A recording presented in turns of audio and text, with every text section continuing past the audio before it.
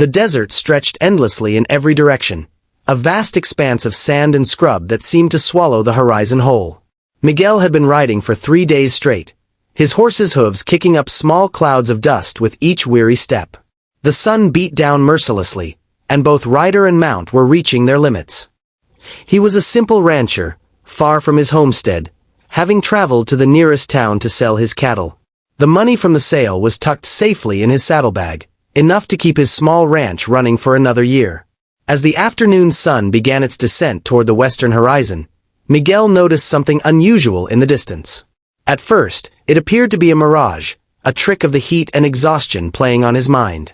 But as he drew closer, the figure became more distinct. A man, impossibly tall and broad-shouldered, was limping across the desert floor. Even from a distance, Miguel could see that this was no ordinary traveler. The man stood at least 7 feet tall, with muscles that seemed carved from stone itself. He wore the traditional garb of a warrior from one of the indigenous tribes, leather and hide adorned with intricate beadwork and feathers that caught the fading sunlight. Miguel pulled his horse to a stop, watching as the giant warrior struggled forward, his right leg clearly injured. Every step seemed to cost him tremendous effort, and Miguel could see dark stains on the warrior's leg wrappings that could only be blood. The warrior carried weapons, a tomahawk at his hip and a bow slung across his massive back, but he showed no sign of aggression. Instead, he seemed focused entirely on the simple act of putting one foot in front of the other. Something in Miguel's heart stirred. His mother had raised him to show kindness to strangers, to see the humanity in every person regardless of their appearance or origin. She had been a woman of deep faith and deeper compassion, always reminding young Miguel that the measure of a man was not in what he possessed, but in how he treated those who could offer him nothing in return. He had heard stories of the tribal warriors, tales both fearsome and respectful, but he had never met one face to face. Now, seeing this wounded giant struggling alone in the desert, Miguel knew what he had to do. He dismounted and approached slowly, holding up his hands to show he meant no harm. The warrior stopped and regarded him with dark, penetrating eyes that seemed to look straight through to Miguel's soul. Up close, Miguel could see the pain etched in the man's face, the way he favored his injured leg, the slight tremor of exhaustion in his powerful frame. Sweat beaded on the warrior's brow despite the cooling evening air, and his breathing was labored. Without speaking, for they shared no common language, Miguel gestured to his horse and then to the warrior. He made walking motions with his fingers, then pointed to the horse again, trying to communicate his offer. The warrior studied him for a long moment, his expression unreadable. Miguel could sense the internal debate taking place. Pride warred with necessity, suspicion with desperate need. Then, slowly, almost imperceptibly, the warrior nodded. Miguel helped him mount the horse, a task made challenging by the warrior's immense size and injured leg. The man must have weighed close to 300 pounds of solid muscle, and lifting him required all of Miguel's strength and ingenuity. Once seated, the warrior sat tall despite his pain, his bearing proud and dignified even in his moment of vulnerability. Miguel took the horse's reins and began walking, leading both horse and rider across the desert toward home. The journey back to Miguel's ranch took 2 full days and nights.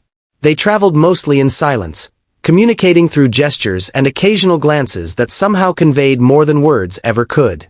Miguel shared his food and water freely, noting how the warrior ate sparingly despite his obvious hunger, as if reluctant to take more than absolutely necessary. The dried meat and hardtack Miguel offered was simple fare, but the warrior accepted it with a slight nod that spoke of gratitude. At night, they made camp under the stars that seemed to blanket the desert sky in brilliant clusters. Miguel tended to the warrior's wounded leg as best he could with his limited medical supplies. The injury was serious, a deep gash that ran from the warrior's knee to midcalf and had become infected, the flesh around it angry and swollen. Miguel cleaned it carefully with precious water and whiskey, ignoring the warrior's stoic silence even as the pain must have been excruciating, and wrapped it with clean cloth torn from his own spare shirt.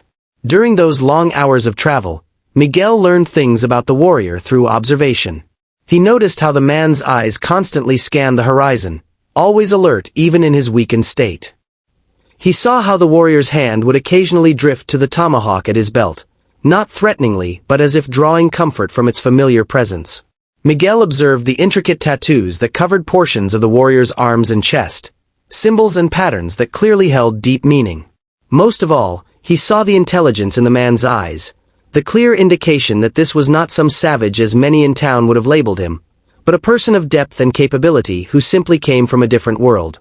When they finally arrived at Miguel's small ranch, the sun was just beginning to paint the eastern sky with shades of pink and gold, transforming the desert landscape into something almost magical. The property was modest, consisting of a small adobe house that Miguel had built himself, a weathered barn that had been there when he purchased the land, and several corrals for the cattle. A windmill creaked softly in the morning breeze, pumping water from the well that made this patch of desert habitable. The warrior dismounted with Miguel's help, his legs still causing him visible pain but looking somewhat better after the treatment. Miguel gestured for the warrior to rest in the barn, where fresh hay would make a comfortable bed away from prying eyes. He brought food, fresh water from the well, and clean blankets, setting them beside the makeshift bed with care. Over the following weeks, something remarkable happened. The warrior, whose name Miguel learned was Takoda, meaning friend to everyone in his native tongue, recovered slowly under Miguel's careful attention. During his recovery, a bond formed between the two men that transcended language and culture. They began to teach each other words, pointing to objects and speaking their names in their respective languages. Miguel learned that Takoda was not just a warrior but also a craftsman, a hunter, and a leader among his people. Takoda learned that Miguel was alone in the world. His parents passed on, no wife or children, just a man trying to make an honest living from stubborn land. As Takoda's strength returned, he began to help around the ranch despite Miguel's protests. The warrior proved surprisingly gentle with the animals, his large hands capable of great delicacy. He fixed fences that Miguel had been meaning to repair for months, his strength making quick work of tasks that would have taken Miguel days. He showed Miguel how to track the subtle signs of water in the desert, how to read the behavior of animals to predict weather changes, and how to move through the land with minimal impact. During Takoda's convalescence, he began to teach Miguel techniques for leatherwork, showing him how to treat and cure hides in ways that made them supple yet durable. He crafted tools and demonstrated the creation of weapons with an artistry that Miguel found mesmerizing. Miguel, in turn, shared his knowledge of ranching and animal husbandry, showing Takoda the techniques he had learned from his father for breeding cattle and managing grazing land. Miguel's small operation began to thrive under their combined efforts in ways he had never imagined possible. The cattle grew healthier under Takoda's knowledge of desert plants that could supplement their feed. The land was better managed using principles that Takoda's people had refined over countless generations. The ranch took on a prosperity it had never known before, though Miguel was careful to keep it modest enough not to attract unwanted attention. He had learned long ago that in this territory, success could breed envy and envy could breed danger. Then came the morning that changed everything. Miguel awoke just before sunrise to find Takoda already up, standing at the edge of the property and gazing toward the eastern horizon where the sky was beginning to lighten. The warrior's leg had fully healed, and he stood tall and strong as he must have before his injury, his imposing figure silhouetted against the dawn. Miguel approached quietly and stood beside him, and they watched together as the sun began to rise, painting the sky in brilliant shades of orange, pink, and gold that seemed to set the desert ablaze with color. Takoda turned to Miguel and, through the combination of gestures and the vocabulary they had built together over the weeks, conveyed that he must leave. His people needed him, and he had been away too long. There were responsibilities waiting, duties he had neglected during his recovery. Miguel felt a pang of sadness but understood completely. He had known from the beginning that this arrangement was temporary, that Takoda had a life and a people of his own. He nodded and clasped Takoda's forearm in the farewell gesture the warrior had taught him, feeling the strength in that grip and the genuine warmth of friendship. But Takoda wasn't finished. He gestured for Miguel to follow him to the barn, the very place where he had first rested upon arriving at the ranch all those weeks ago. Inside, where the morning light filtered through gaps in the wooden walls, Takoda moved to a corner where hay was stacked high. He began to dig with purpose, moving the bales aside with his great strength. Miguel watched in confusion, wondering what the warrior was doing, until Takoda pulled aside several bales to reveal what lay beneath. Miguel's breath caught in his throat, and his heart began to pound. There, carefully arranged and covered with oiled cloth to protect them from moisture, were dozens of leather pouches, each one tied securely with rawhide cord. Takoda opened one of the pouches and poured its contents into his massive palm. Gold nuggets, each one the size of a small stone and gleaming with that unmistakable luster, caught the morning light streaming through the barn doors. Some were smooth, others rough and irregular, but all were undeniably genuine. Miguel had seen gold before, during the rushes that had brought thousands of hopeful prospectors to the territory, but never in such quantity.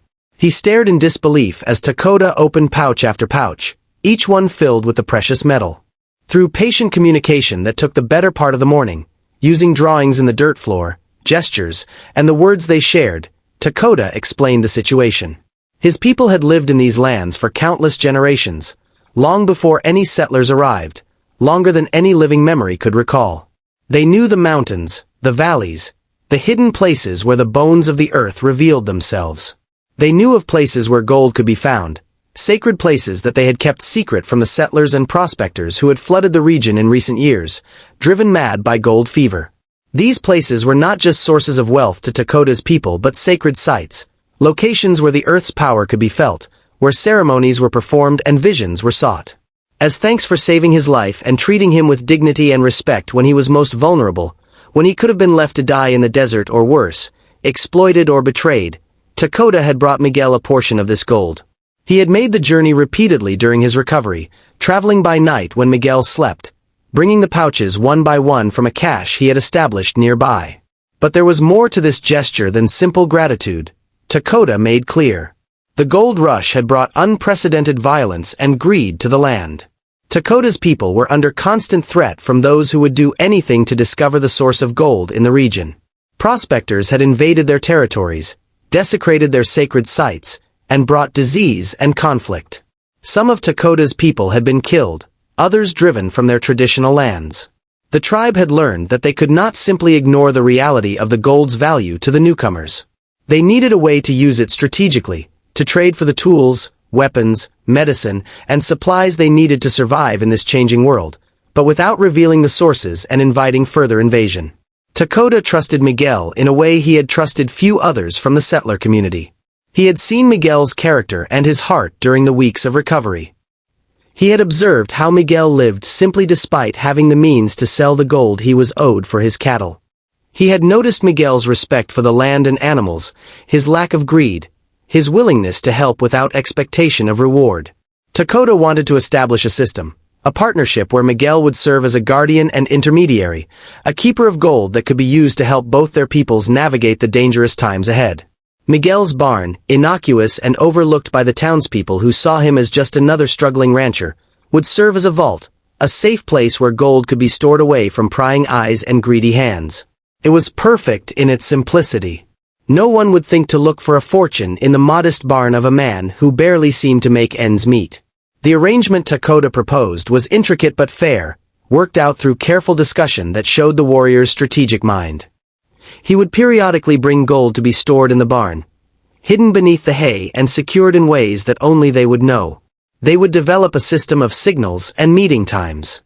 When his people needed to trade for supplies, medicine, weapons, or other necessities, Miguel would serve as their intermediary, using the gold to make purchases in town without revealing its source. He would vary the merchants he dealt with, spread purchases out over time, and always have plausible explanations for any improvement in his circumstances. In return, Miguel would receive a portion of the gold to sustain and improve his ranch, enough to live comfortably but not so much as to attract suspicion. But he would never speak of the arrangement or the location from which the gold came, not to anyone, not under any circumstances. The secret would be kept unto death. Miguel stood in the barn, surrounded by more wealth than he had ever imagined possessing, easily enough to transform his life completely. He could take the gold, sell it in some distant city, and live in luxury for the rest of his days. He could become a man of means, respected and comfortable. But he could also betray the trust of the man whose life he had saved, bring unwanted attention to himself, and potentially lead gold-hungry prospectors to Takoda's people, causing untold suffering and death. As he looked into the warrior's eyes that held hope and trust and perhaps a hint of concern about what Miguel would decide, Miguel knew there was really no choice at all. His mother's words echoed in his mind about honor, about keeping one's word, about being the kind of man who could sleep peacefully at night. He extended his hand, and Dakota grasped it firmly, sealing a pact that would bind them for years to come. They had an agreement, one founded on mutual respect and trust earned through shared hardship. That sunrise marked the beginning of a partnership that would last for many years and shape both their lives in profound ways. Dakota would appear periodically, always at dawn as if honoring that first morning of their agreement, with leather pouches that he would carefully hide in the barn using the system they had developed together. Miguel would make discreet purchases in town, always careful to vary his patterns, visiting different merchants, spacing out acquisitions so that no one would wonder about sudden prosperity. He used some of the gold to improve his ranch, but modestly and gradually, making changes that could be explained by hard work and good fortune rather than sudden wealth. A new section of fence here, some better tools there, nothing dramatic enough to raise questions. The barn became more than just a building for storing hay and sheltering animals from desert storms. It became a vault, a meeting place, and a symbol of the bridge between two worlds that rarely met in peace. Miguel added secret compartments beneath the floorboards during long winter nights, working carefully to ensure they would never be discovered by accident. He created false walls that could hide the leather pouches, spaces that appeared to be structural supports but actually concealed significant wealth. He developed a system for inventory that he kept only in his head, never written down where it could be found. To any visitor, casual or otherwise, it remained simply a rancher's barn, nothing more remarkable than thousands of others scattered across the territory. Over time, Miguel's modest help grew into something more significant than either man had initially envisioned. During harsh winters when snow blanketed the high country where Dakota's people lived, Miguel was able to use the gold to purchase food and blankets that he would leave at agreed-upon locations marked by cairns of stones arranged in specific patterns. When disease threatened the tribe, brought by contact with settlers, Miguel secured medicine from town doctors, claiming it was for his cattle or for himself. In return, Dakota taught him more about the land and its secrets, about plants that could heal wounds and ease pain, about techniques for tracking game and reading signs that had been perfected over countless generations. Their friendship deepened steadily, built on mutual respect, trust, and the understanding that they were partners in something larger than themselves. The townspeople occasionally commented on Miguel's good fortune, noting how his cattle seemed healthier than others, his ranch more productive despite the same challenging conditions everyone faced. Some attributed it to hard work and natural skill, others to simple luck, the mysterious favor that sometimes blessed one man over another. Miguel simply smiled and said little, deflecting attention as he had learned to do, never providing details that could lead to questions. He never married, understanding that a wife would inevitably discover the secret of the barn. He never drew close friends, maintaining a polite but distant relationship with the other ranchers and townspeople. The secret he kept required a certain isolation, a sacrifice he made willingly for the sake of his promise. His barn remained his sanctuary and his burden, a place where two worlds met in the quiet hours of dawn, a testament to what could be achieved when honor mattered more than gold.